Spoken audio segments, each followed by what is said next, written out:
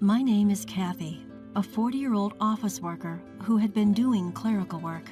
I was living with my husband, Bob, who is 3 years older and works at the same company, but we don't have any children. We've been married for 10 years. As I got married at the age of 30, I had a sense of urgency about starting a family right from the beginning. Both of us wanted to have children. While there's almost no biological clock for my husband being a man, I thought my limit was 35. I'm not particularly strong physically, so I wanted to get through childbirth and parenting while I had the energy. However, my wish did not come true. Bob and I started trying to conceive immediately after our wedding, but there were no signs of pregnancy, so we decided to get tested at an obstetrics and gynecology clinic. The results showed that I had some problems which made it hard for me to get pregnant. It wasn't like I couldn't get pregnant at all, but the odds were very low, and I was told it would be difficult. Bob was disappointed and said, "Can't I become a father?" Seeing him like that, I couldn't say anything. We continued to try for a child with a slim hope, but in the end, no child came to us. I tried to cheer up my downcast husband by saying, "It's not the end of the world. Let's enjoy our life together as a couple." He also seemed resigned, saying, "Yeah, there's nothing we can do about it, so I guess just go with the flow." However, gradually, Bob began to change. When we were walking around town and saw a family with children, he would say, "If I had a kid, I wonder if I would be enjoying a family outing like that on my weekends." And sigh. When we were invited to a coworker's house and saw their children, he would say things like, "You're so lucky to have kids," and seemed envious. I wondered if he couldn't give up on having a child deep down, and I felt uncomfortable. And then Bob began to grow cold towards me. When we were trying to conceive, he had been very proactive in helping out with the housework, saying that I shouldn't overdo it because it could affect my ability to get pregnant. He would always be the first to say, "I'll carry that," when something heavy needed lifting, and he was a kind husband who cared for me. On weekends, he would always take over the household chores, saying that I do them during the week. But once he knew I couldn't have a child, he stopped doing anything. I'm tired and housework is a wife's job, right? With that, he spends his weekends just lazing around. He was either sleeping or playing with his smartphone. Suddenly, I had more to do, and my health began to deteriorate. When I had a fever or stomachache, he would say, "I don't know, do it yourself." And he wouldn't even take care of me. I couldn't say anything to him. After all, it was true that I was the reason it was hard for us to have a child. I wondered if I should get a divorce. It was just then, when I thought things were going well, Bob was transferred. Apparently, he was chosen for a big project at one of the affiliated companies. The subsidiary was across the state line, so he ended up moving for work. I naturally thought I had to go with him, but he said, "You don't need to come. I'll be going alone." Hearing those words, I took some time to think. Maybe he was just frustrated and cold towards me because I couldn't bear a child. Living separately for a while might help calm his feelings and we might return to our peaceful relationship. I agreed, saying, "All right, I'll stay here. Take care." I saw him off.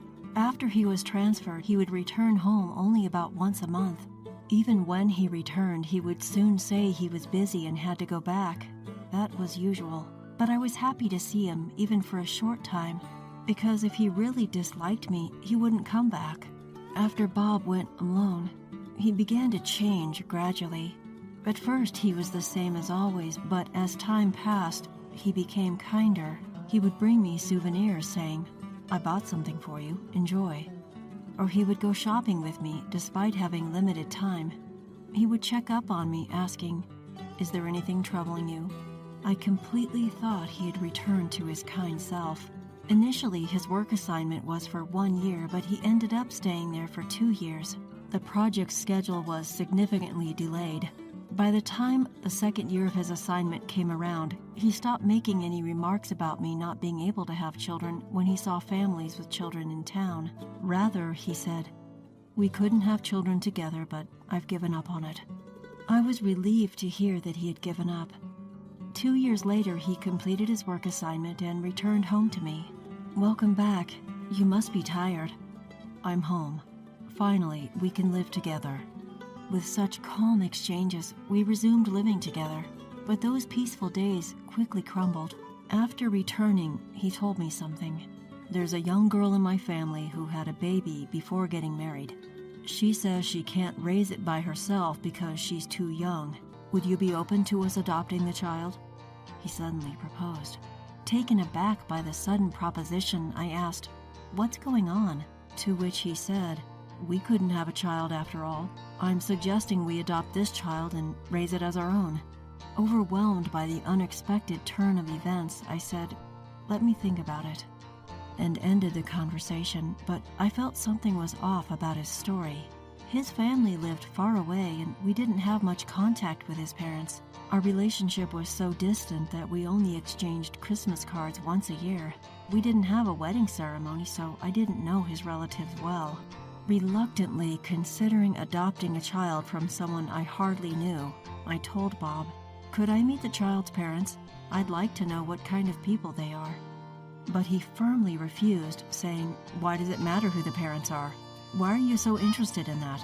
"I think it's important to know who the parents are. I want to hear the detailed reasons why they can't raise the child, and first of all, what happened to the child's father." When I pressed him, he flared up and said, "The father ran away, I heard. Stop snooping around about the parents."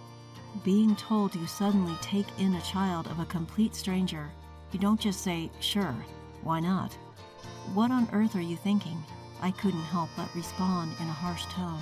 Then he shouted, "Enough! If you refuse to take the child in, it's over between us. Get out, right now."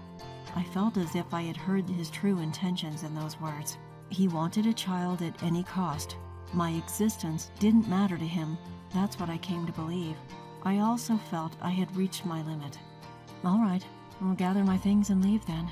I quickly packed up my belongings and left our home. That day, having nowhere to go, I found shelter in a motel near the train station.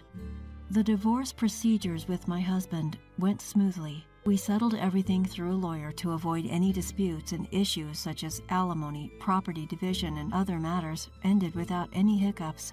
Feeling awkward working at the same company as him, I quit and found a new job. I was proficient in using a computer and also had administrative assistant certifications, so I managed to get hired at a small law firm. Adapting to my new workplace took a little time, but somehow I managed to work every day and lead a peaceful life. Having lived separately from my husband for 2 years, I had gotten used to coming home to an empty room. One day, after about a year of this life, my ex-husband appeared at my workplace, and he was holding a small child. Seeing me at the reception, he exclaimed, "Why are you here?" He was in shock. "Why wouldn't I be here? I work here. It's obvious, isn't it?" Upon hearing this, his face turned instantly pale. I was curious about the child he was holding, but first I escorted him to my supervising attorney, and there I learned a shocking truth. "Sir, I've been suspecting that this child, who was born a year ago, doesn't resemble me at all. I'm doubting if it's really mine," he said. "I see. If it turns out not to be your child, what do you plan on doing?" "Of course, I'll divorce my wife. But legally, you can only dispute the paternity of the child within a year of its birth. Even if you take a DNA test and find out that the child is not yours, you would still have to pay child support." "What? You must be joking." "I'm not. There have been such precedents in the Supreme Court as well." I was recording their conversation as a clerk, and while working, it dawned on me. He had cheated during our marriage and had a child from it. Considering the age of the child and the period of pregnancy, it was clear that the child was conceived around a year after he went on a business trip. And then I remembered that he had been unusually kind to me since then. I realized that he might have felt guilty. It seemed like his current wife was his junior from work. Each time he explained something, he would glance at me with a pale face. It was natural, after all. His ex-wife, whom he tried to leave with the child of his affair a year ago, was right there. In the end, he said, "All right, I will take a DNA test first and then reconsider." With these words, he left with a downcast look. I told my lawyer, Mr. Williams, about my divorce from last year when my ex-husband returned at the end of the day. Mr. Williams was quite surprised and asked, You know, you can claim alimony for infidelity within 2 years of discovery. What's your plan? I said, of course I want it. I want to claim it from his mistress too. Well, then let's start the procedures right away. Thank you very much. In the end, I claimed alimony through my lawyer, Mr. Williams, from my ex-husband and his current wife, who was his mistress. To prevent them from evading it, I sent the claim not only to their home but also to their workplaces and his in-laws' place. Then I got a call from my ex-husband right away. What's this claim about, huh? It's an alimony claim for your infidelity. We're already divorced. There's no way I'm paying alimony. That's not true. You can claim alimony for infidelity within 2 years of its discovery. We divorced a year ago, and your infidelity just came to light, so it's well within the claim period. At that point, a woman's voice I didn't recognize told him to change, and she took the phone. Hello? What's with this claim? Caught off guard by her sudden outburst, I asked, who am I speaking with? I'm his wife. Take back at least my part of this claim. But it's only natural to claim alimony when I've been cheated on. Listen here, he said he was single. I thought he was single. So I went out with him. I didn't know he had a wife back then. I don't care about that. Even if you lied about being single, the fact that you had an affair with my husband doesn't change. I'll take a neat $20,000 from each of you. Our child will need money as they grow. There's no way we can afford such a huge amount of $40,000. That's not my problem. You're working too, and he's in a decently high position, so I don't think there's a financial issue.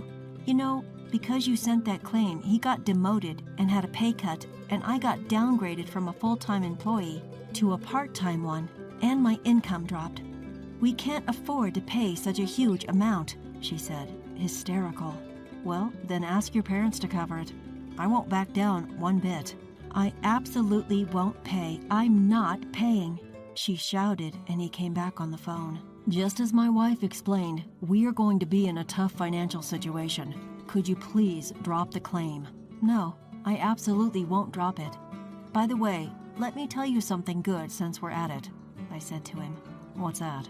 Do you remember we had a fertility test a few years ago? Oh, yeah, we did. Although it turned out that I had a problem, actually, the test results showed that you also had a problem. What? You're kidding, right? It's true. It's true that I had a problem, but you did too. But at that time, I was shocked and didn't want to hurt you, so I kept it a secret. I still have the paper with the test results. Want me to send it to you? When I said that, he muttered, It's a lie. It's a lie. Probably the shock had him tuning out everything else. Truth be told, the doctor at that time did say there was indeed a significant issue on my end, but my husband Bob also had his fair share of problems.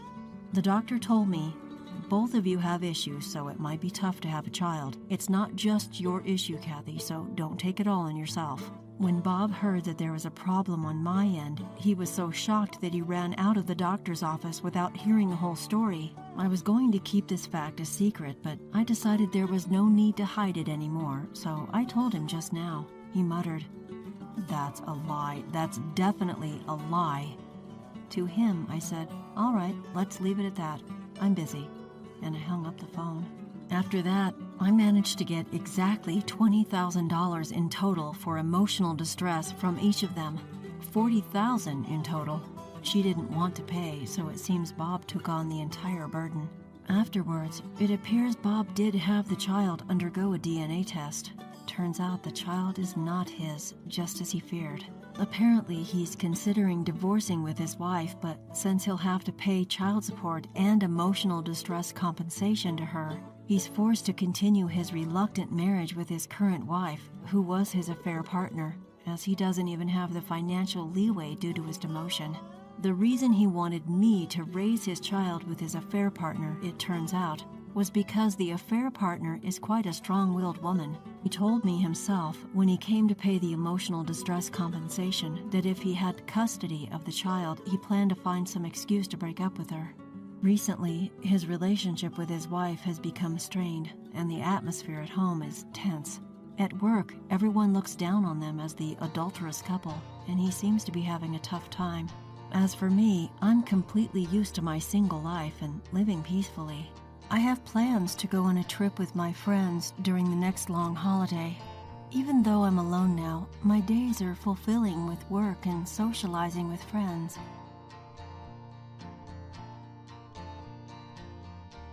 My name is Emma.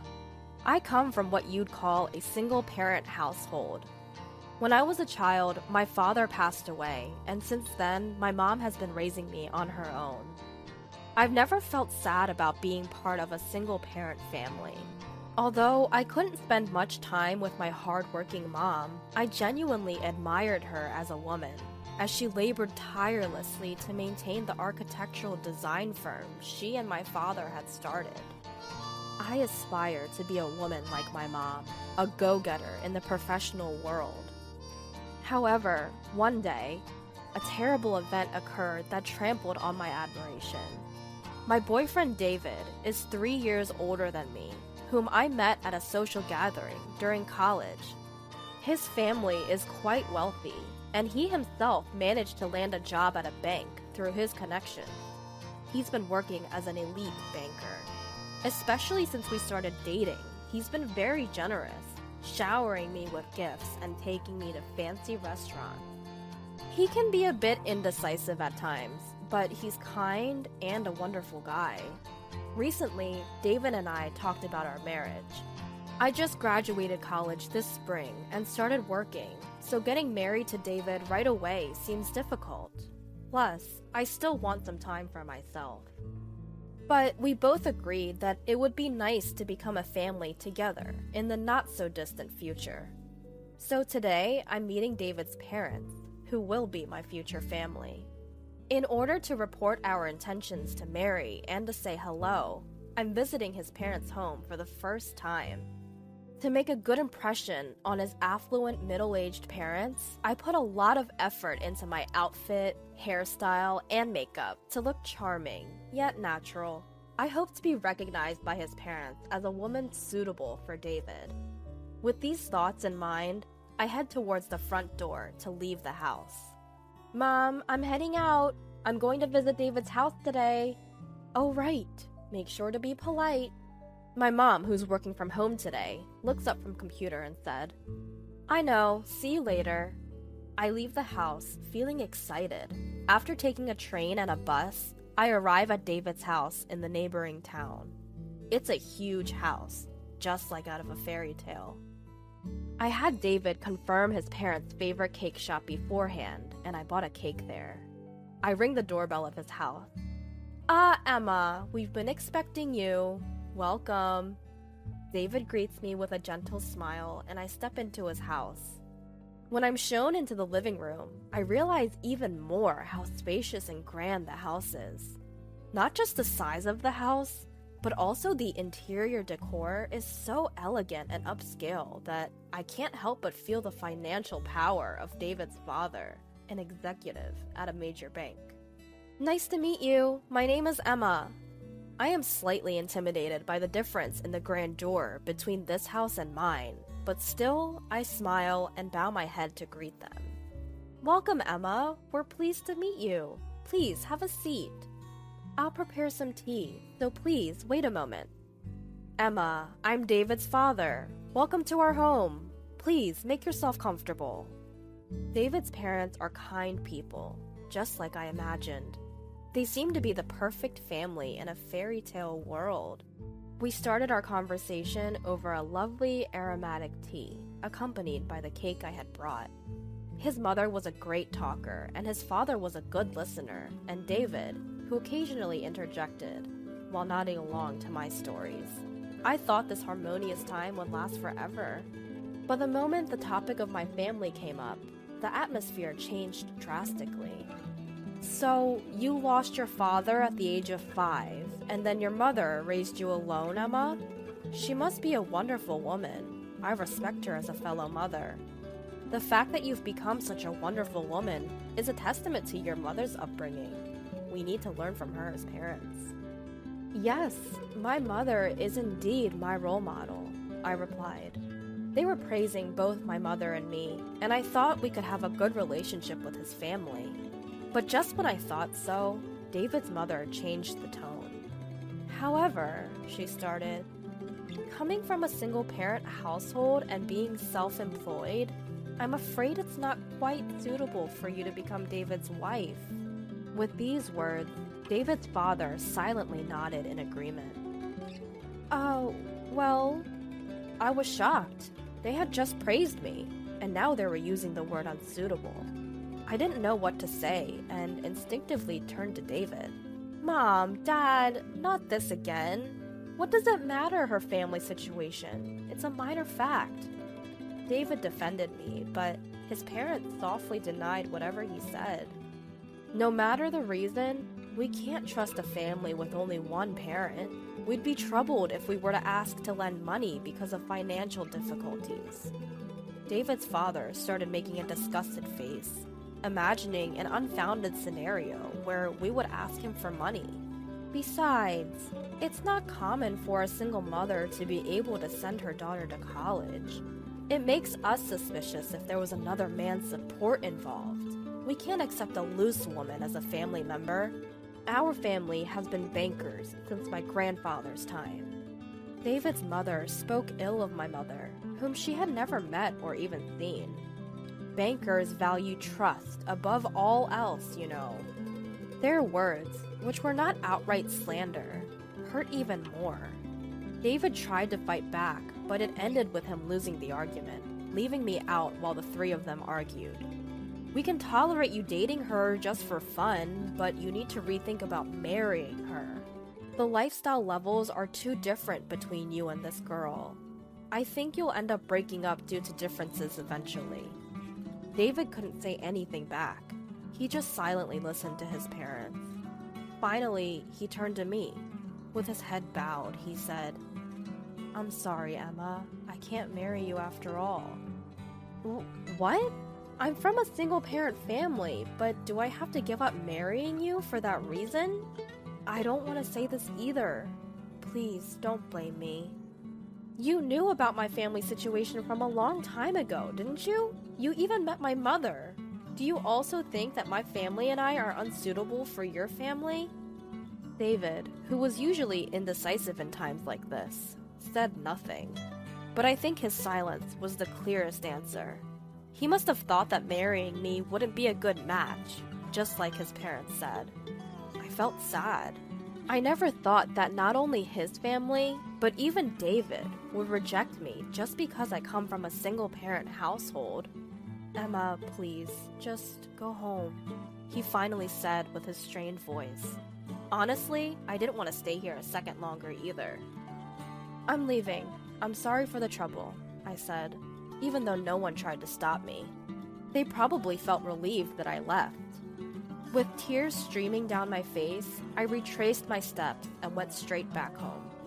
When I got home, my mother noticed my tear-streaked face and asked me what happened. There was no point in lying to her. She knew where I had been and what I was doing. It felt like I was dishonoring my mother's way of life, and I really didn't want to tell her, but I told her everything. As expected, my mother was infuriated by the harsh treatment I had received. Well, so that's the kind of family they are. It seems like your boyfriend David was just going along with them. Certainly, a marriage with a guy like that wouldn't last long, so I think it's better not to marry him, she said. Mom, it must have been tough. You did well. Despite the terrible things she herself had been told, my mother still worried about me and hugged me. Then she asked me about David's father's job as a banker. Which bank does David's father work for? I remember the name of the bank clearly, as David often bragged about it. When I told her, she seemed to understand something. Emma, your mom might not earn a lot and you don't have a father in the house. It's okay to feel unlucky about that. But remember, you should never feel embarrassed or inferior. After your father left, I raised you always believing this. So I will never forgive David and his family, she said. Even though I had cried my eyes out on the way home, tears began to well up again. My mother's words reminded me of something important. I love my mother very much. I admire her hard work, and I want to be just like her someday.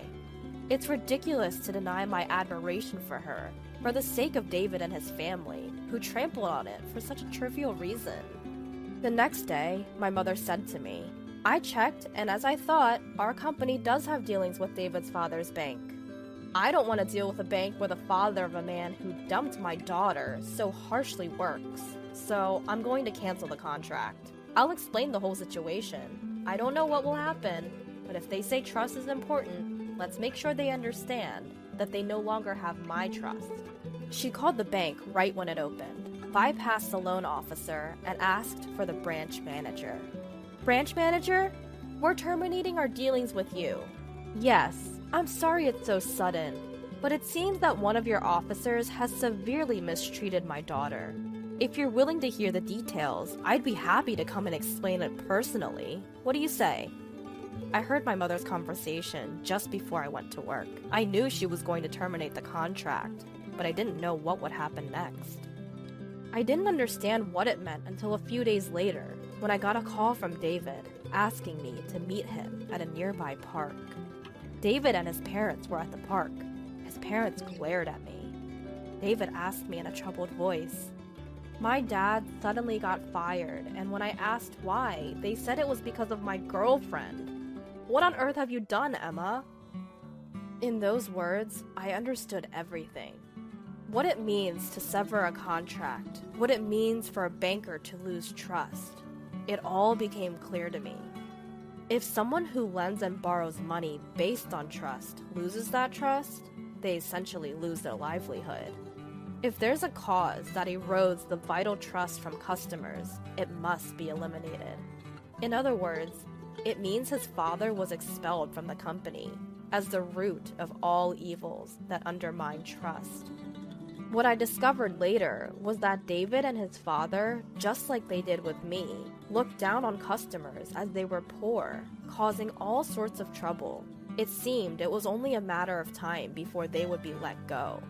The final straw was just a call from my mother. This wasn't something I accomplished through my own strength. I don't possess such power, but it was something my family did for me. I should tell him this, proudly and confidently. You insulted my mother, so she retaliated with her power. What? There's no way a company run by the parents of a poor girl like you could have enough influence to get me fired just by filing a complaint. Indeed, the company run in my parents' name isn't that large, but my mother's influence isn't limited to just one design office she runs. Even if she isn't directly involved in management, she's in a position to influence companies. Now, I can fully understand the meaning of all the transactions my mother had with the bank at the time. I'm sure it's something like this. My mom's company itself indeed isn't large. However, my mom is also registered as a non-executive director in several companies my grandfather runs. So, what it means to have enough influence over you guys is that all contracts with my grandfather's companies were also terminated. I listed a few of the companies my grandfather manages. The color drained from his father's face quickly. That's ridiculous. There's nothing strange about it. After all, he's my grandfather, right? Why would he want to deal with a bank that disrespected his granddaughter and daughter? It seemed they finally understood why they were fired. Suddenly, their attitude completely changed. They fell to their knees on the spot, pressing their foreheads to the ground and sobbing. But even with such a spectacle in front of me, I could only think of them as pitiful. David clung to me, begging, "Emma, I'm sorry for all the things. I was truly serious about wanting to marry you. I just thought I wanted you to go home for a while because my parents were being difficult." Lining up such lame excuses, it was as if he was trying to save himself, at least. But I've given up on him too. I shrugged off his feeble arm and told him, "My mom is amazing, isn't she? She's my role model. I don't want anything to do with you anymore. Someone who would disrespect her. I really hate you now. I'm going home because my mom worries. Goodbye, and please never contact me again." Devoid of the strength chasing after me, he could only silently watch me leave, kneeling in the same pose as his parents. After that, his family, unemployed all of a sudden, seemed unable to change their standard of living all at once. They started selling off their cars and luxury goods, one after another, and in the end, they even had to let go of their house. Hearing the story that my mother and grandfather had gathered through the bank, I felt deep down that I dodged a bullet by not marrying that man. He will likely continue to live burdened with his half-baked pride and continue to struggle financially. I found myself wishing he would learn to live within his means, and my mother and I shared a laugh over this. As for me, I just start to live in the working society. There is more things that I can't do than can. But I've learned a lot from this experience. Of course, I want to sharpen my judgment when it comes to choosing partner, but I also want to become stronger myself. Even so, my goal remains unchanged. I want to be a cool working woman like my mother. To protect and support my family like my mom, I want to work hard every day to become a strong woman.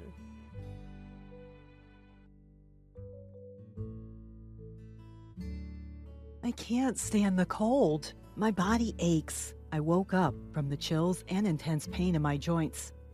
A stark white square room. Where am I? There's an IV tube extending from my arm. It looks like a hospital. Someone is looking down at me with concern. Catherine, are you okay? I found you collapsed at home, so I called an ambulance. When I squint, I can see that it's my mother. Hearing her voice, I feel relieved. Mom, thank you. You saved me. As I respond, my mother presses her fingers to the corners of her eyes. It seems I've worried her a lot. My 4-year-old daughter is tightly holding my hand. Poor thing. Her eyes are filled with tears. How did things come to this? I remember the hellish days. I'm Catherine, a 35-year-old stay-at-home mom. My husband Bob and I got married after dating at work. Initially, it was just the two of us living together. And a year later, our daughter Anna was born, and we were happy. But then, my mother-in-law fell ill and needed care, so we were asked to move in with Bob's family. My mother-in-law was kind, and I got along well with her. But with caregiving came the need to quit my job. As I hesitated, Bob pleaded with me, promising to help and involve his sister who lived alone in a nearby apartment. So I agreed, feeling it was impossible to abandon my mother-in-law. I quit my job to take care of her. I lent her my shoulder when she needed to go to the bathroom, walked slowly while supporting her body, and made porridge, soft-cooked dishes, and fruit juice for her when her appetite waned. I wiped her body with warm towels. To keep her spirits up, I carried Anna on my back and took my mother-in-law out for walks in her wheelchair, trying to make her life as comfortable as possible. It was hard to watch my mother-in-law's health deteriorate as she battled her illness. Bob, who had said he would help with caregiving, seemed to have no intention of doing so and left everything to me. His sister Rachel didn't even show her face. I felt deceived, but I had already quit my job, and I couldn't just leave my mother-in-law as she was. So I just endured the situation. Catherine, thank you. You're treating me better than my own daughter. I really appreciate it. My mother-in-law, a person of good character, repeatedly expressed her gratitude to me. About 6 months into this lifestyle, Rachel, who was working at a company, suddenly announced that she would move in with us. I'm worried about Mom, so I'll live here and take care of her too, she said. I thought it would be helpful if Rachel assisted, as I also had to care for young Anna. But that was naive of me. Mom, how are you feeling? Rachel would ask my mother-in-law, but she didn't actually help with her care. Preparing meals, doing laundry, cleaning, and even taking care of Rachel's share of the housework on top of my already busy schedule made my life even more hectic. Rachel didn't help with my mother-in-law's care, meal preparation, dishwashing, laundry, or cleaning. She seemed to think of me as nothing more than a convenient maid. And on top of that, she would criticize me, saying things like, Catherine, you need to give Mom more nutritious food. She won't get better eating soft food like this. My mother-in-law's body was weak, and she could only tolerate soft food. I wanted her to get some nutrition, so I served tenderly cooked meat and vegetables. Only those who take care of her would understand that. In my mind, I tell my sister-in-law Rachel to try making it herself just once. I held back from actually saying it because it would lead to a fight. That only made Rachel more arrogant. The child's crying is so annoying. I can't get a good night's sleep. Can't you make her stop? You're a failure as a mother. She complains to me every day. My daughter Anna has sensitive skin and is prone to rashes, so she sometimes cries at night due to the itchiness. I apply the medicine prescribed by the doctor, but it doesn't seem to work very well. Eventually, even my husband started saying, "Aren't you going to prepare some snacks for my drinks? Rachel and I work outside, so you can relax at home. How about showing some gratitude?" His sister Rachel is much younger, and he's always been indulgent with her. I thought he was a bit of a siscon, but Rachel doesn't contribute anything to the household expenses, living off of us for food and utilities. So his argument doesn't make sense. Rachel works as an employee, but brand name bags and clothes are delivered to her every day. I doubt she can afford all of that with her income alone, and I wonder how she's doing it. If she has that much money, I wish she would contribute to the food expenses. But I guess she's living with us to save on rent, utilities, and food costs. My husband talks big, but he only puts $500 into the household budget and uses the rest for his personal spending. My mother-in-law gives us $500 from her pension, so we manage somehow, but we have to be very frugal. When I tell my husband about this situation, "You're just bad at managing money. Don't nag me about it. If you don't like it, leave," he yells at me. Only my mother-in-law, who hears the terrible words my husband throws at me, defends me. "Catherine is taking care of me every day and being so kind. That's a terrible way to speak to her." But my husband, "The patient should just accept the care quietly. Don't butt into our marital issues," he replied. I thought about going back to my parents' house, but I couldn't leave my mother-in-law behind. I couldn't imagine my husband or Rachel providing any care. Also, my father passed away early, so I grew up in a single-parent household with my mother. I didn't want to disappoint my mother, who was happy about my marriage. 3 years after I started taking care of my mother-in-law, she passed away peacefully, leaving me with the words, "Thank you." In addition to mourning her loss, the verbal abuse from my husband and Rachel continued. The household budget was now just the $500 my husband provided. But when I asked him for more, "It's your poor money management," he would only yell. I had to use the money I saved when I was working to make up for the shortfall. I had set aside the money for Anna's future education. But looking back, I was barely holding myself together at the time. So when my husband and Rachel blamed me, I felt like I was in the wrong and became more submissive. My husband would say, "You're useless at everything." And Rachel would add, "That's right. You can't even do housework properly, which was your only redeeming quality. There's no point in you being alive." To that, all I could say was, "I'm sorry. I'll be more careful from now on." Only my 4-year-old Anna stood up for me. "Mommy isn't useless. Don't say such terrible things." She started standing in front of me, spreading her arms as if to protect me. I think I was living solely for Anna, trying to stay strong for her. But I lost my appetite and kept losing weight. One day, I felt sluggish, shivering, and woke up. Couldn't get up, but had to make breakfast. Took my temperature. 104 degrees Fahrenheit? No way, must be a mistake. Checked again. 104.8 degrees Fahrenheit. It was correct. I heard Bob yelling, "Are you still in bed? What about breakfast?" When I told him I had a fever, he said, "Don't use your fever as an excuse. Hurry up and make food," and dragged me out of bed by my hair. I could hear Rachel's footsteps approaching. "Hey, my blouse isn't ironed. What are you doing?" I desperately got up, made breakfast, and ironed the blouse. "Look at that miserable face so early in the morning." "Seriously, you're so useless." The two of them left for work, slamming the door behind them. "Mommy, are you okay?" Anna came to me, looking worried. "I'm fine, sweetie. You must be hungry, right?" I fed Anna some bread, took her to daycare, and came back home, collapsing on the sofa. I fell asleep right away. I woke up coughing violently. Before I knew it, it was evening. In a panic, I went to pick up Anna from daycare, and she was waiting there all alone. The teacher in charge said, "I was just about to call you since you were late. You don't look well. Are you okay?" But I couldn't afford to be pampered.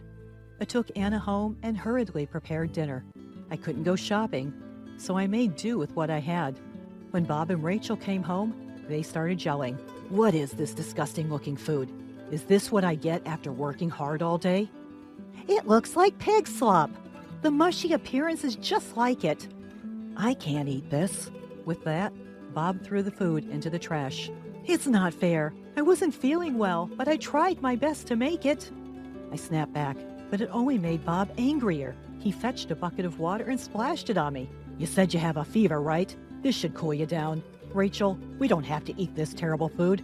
Let's go out to eat. Hearing that, Rachel happily agreed. Yay! We get to eat something delicious today! And the two of them left together. Anna, worried, brought me a towel. Mommy, are you cold? Daddy is so mean. While saying that, she wiped my wet face with her tiny hands. Thank you, Anna. And then, just like that, my consciousness began to fade. I can't stand the cold. My body hurts. I woke up shivering and in pain all over my body. A completely white square room? Where am I? There's an IV tube extending from my arm. It seems like a hospital. Someone is looking down at me with concern from above. Catherine, are you okay? I found you collapsed at home and called an ambulance. Squinting, I realized it was my mother. Hearing her voice, I felt relieved. Mom, thank you. You saved me. As I replied, my mother pressed her fingers to the corner of her eyes. It seems I had caused her a lot of worry. My daughter Anna tightly grasped my hand. Her eyes were filled with tears. But Mom, why did you come home? You rarely come, right? When I asked, Anna called me. She was crying, saying, Grandma, help! Mom won't wake up, my mother said. So it was Anna who saved me. Thank you, Anna. You called Grandma all by yourself. That's great. As I praised her, Anna remembered what she practiced with Mom. I did great, didn't I? She seemed happy. We had practiced how to call Grandma in case of an emergency many times. We had set up speed dial, so it was easy to call, but I never thought it would save me. I'm a failure as a mother for making my 4-year-old worry. I must become stronger for her, I vowed in my heart. Still, why did you endure until you got pneumonia? You were soaking wet too, my mother asked, and I decided to tell her everything. As I finished speaking, my mother's face trembled with anger. Her lips tightly pressed together. Catherine, don't give up. Let's think carefully about what to do next and make them realize. The next day, Bob barged into my hospital room. Hey, Catherine, what's the meaning of calling the company? Just because of a fever? I answered calmly. You left me drenched after pouring water on me when I had a fever of 104 degrees Fahrenheit, didn't you? I just reported that to the company. What? Are you out of your mind because of the fever? What's with the attitude? Bob's expression became even more menacing, but I won't back down. I'm fed up with you using me as a housekeeper and ignoring me even when I'm sick. As I retorted, don't joke around. You think you can talk like that to your husband and get away with it? He seemed ready to grab me at any moment. You always talk to my precious daughter like that, don't you? My mother spoke up from behind. Ah, mother-in-law, you're here. No, it's just a regular marital quarrel. Bob hastily tried to cover up. Expecting her to live on $500 a month and do housework even when she has a fever. What a treatment for a wife who took care of your mother. My mother continued without backing down. At that moment, my sister-in-law burst into the room. Hey, stupid wife! You told our company I got pneumonia because of my abusive sister-in-law, didn't you? It was me who called. It's the truth, isn't it? My mother said. My sister-in-law began to scream with a red face. I had a wealthy colleague who might have proposed to me, but he turned me down for dating. What are you going to do about it? She said, unable to contain her anger. Well, you have a ton of overdue bills, don't you? Aren't you almost bankrupt? You may want to marry someone and saddle them with your debt, but that's not right, I replied, hitting a nerve as she glared at me. You better be prepared since it's your fault that Rachel and I were humiliated at work. I used to be intimidated by such remarks, but now I could calmly look at Bob and argue back. I intend to divorce you. I don't need to prepare for anything since we're cutting ties, I told him. Bob's face turned red, and his fists trembled with anger. Seeing his reaction, my mother sternly said, I'll take in my daughter and granddaughter. I'll demand proper compensation for the pain you caused my daughter, as well as child support for Anna. I can't believe I didn't realize you were such a terrible man, you old hag. If you show weakness, you'll just take advantage of it. I'll make you suffer, Bob shouted, raising his fist to threaten my mother. At that moment, someone from behind said, "That's quite an aggressive way to talk." Bob's face paled as he saw who it was. "Mr. President, what brings you here?"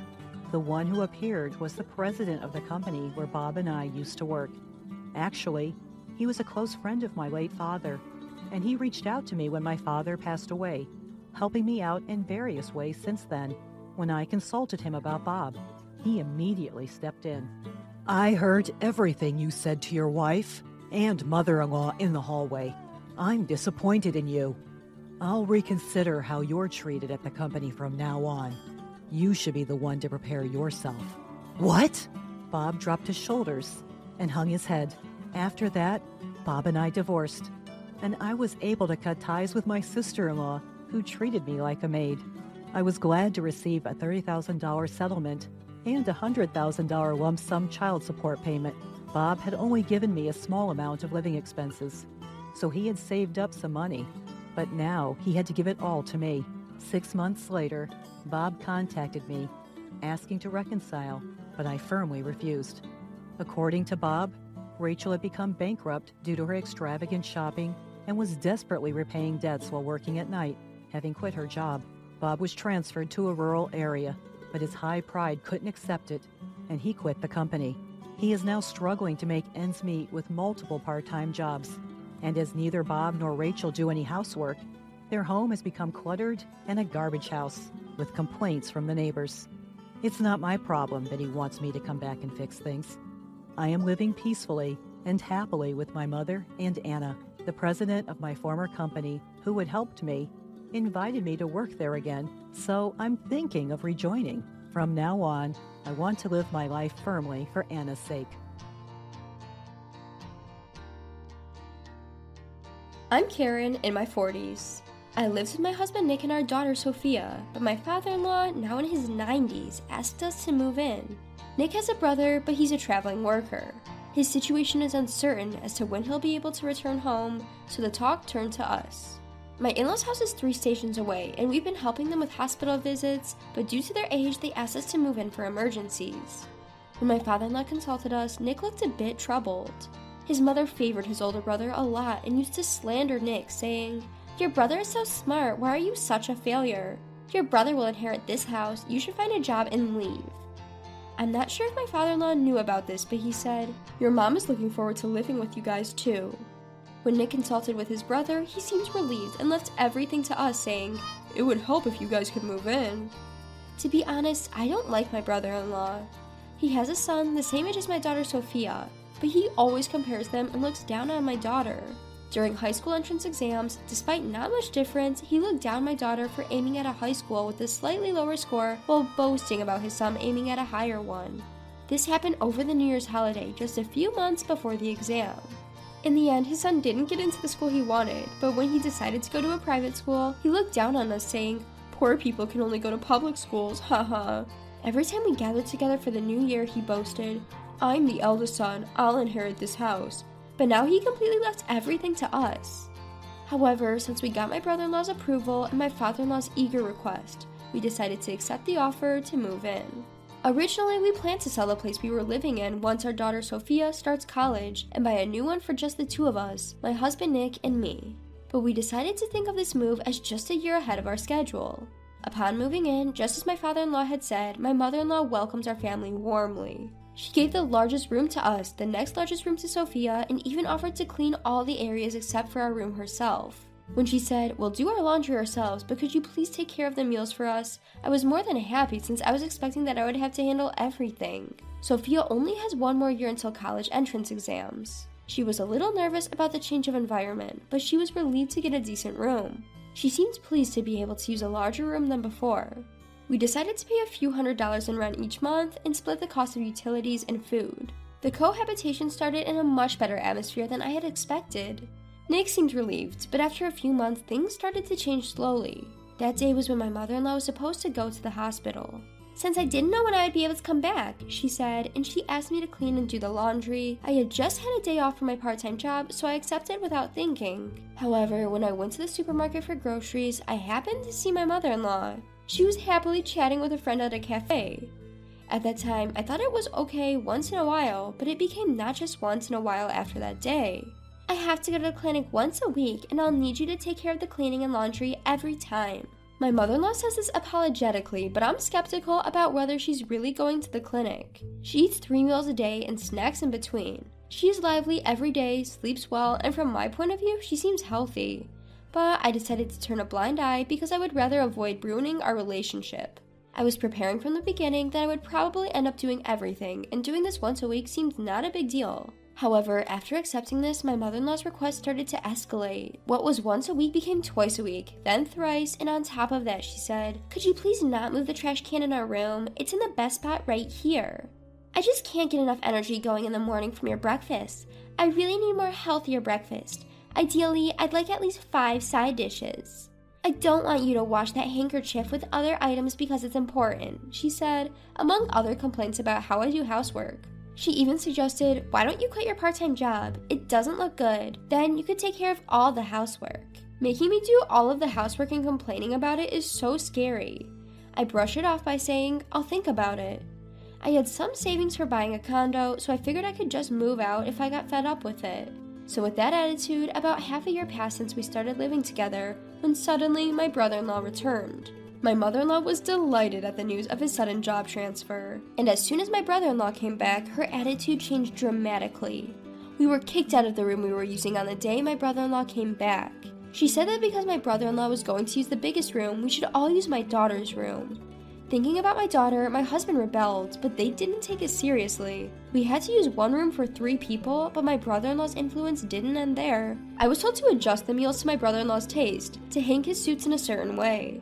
Furthermore, my mother-in-law's nagging got even worse. "Brother said he wants to eat food with a stronger flavor. I've always felt the same way, but your cooking is a lighter taste," she claimed. "You know, what brother hates most is being woken up by the vacuum cleaner, so please don't use the vacuum until brother has woken up." Every time it's always, "Brother likes this, brother doesn't like that," and it's like they're implying that everything my brother-in-law says is correct, joining in saying, "Yes, that's right." "My daughter-in-law and son won't be coming back. My son will be a university student starting next year. He says he's going to stay at that place until he graduates from high school." When my brother-in-law was saying this, my mother-in-law was nodding in agreement, saying, "That's right. Considering he has important exams coming up, it would be pitiful to change his environment." My daughter is in the same situation, isn't she? Despite that, we changed her environment twice, from living alone to a 3-person room, didn't we? Holding back my desire to complain, I quietly carried on with the housework, because I knew that if I complained, it would come back many times over. The last thing I need is for my brother-in-law, who has always looked down on my daughter, to shift his target from me to her. I kept holding back, but I felt like I was quickly reaching my limit. It was the time when I thought I couldn't handle it anymore. My brother-in-law, who had been drinking, started to fight with my husband. "As the eldest son, it's natural that I take over this place. When my wife and son come here, we'll take care of both dad and mom. You guys should get out of here quickly. Oh, you can leave right now if you want. Your wife, her cleaning is sloppy and her food is terrible. It's unbearable. Mom's still strong. We don't need your wife for housework. It's tiring to deal with your on-edge daughter too. I'd be so satisfied if you guys could leave now. Actually, we don't need you anymore. I'm the eldest son. Now that I'm back, you guys should leave ASAP." Behind my brother-in-law, who is probably the eldest son, my mother-in-law agrees with him as usual.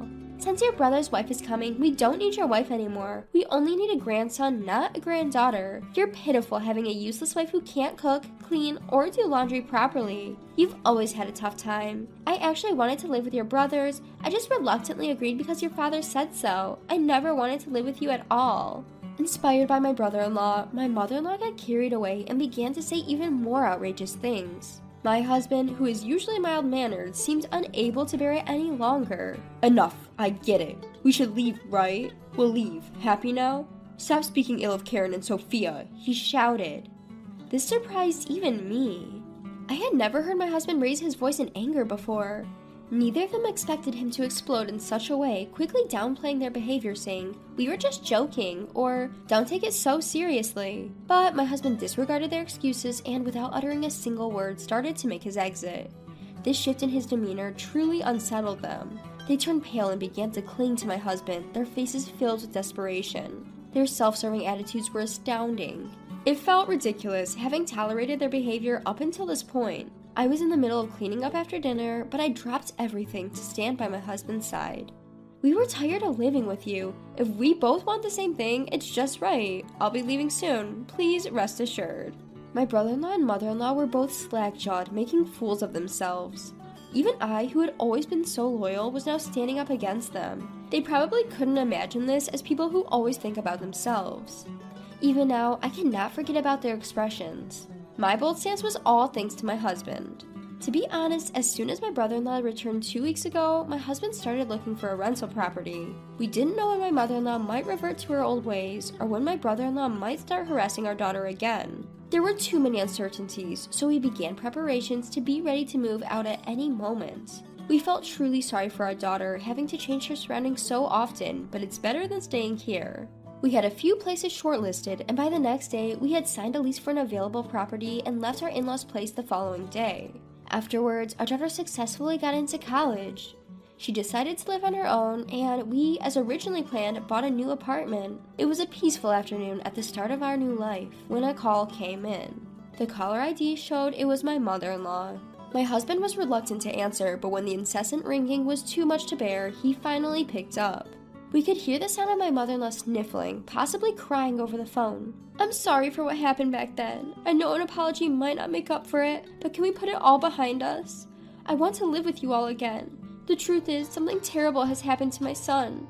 My son and I, we can't seem to manage living together anymore." This is what my mother-in-law had to say.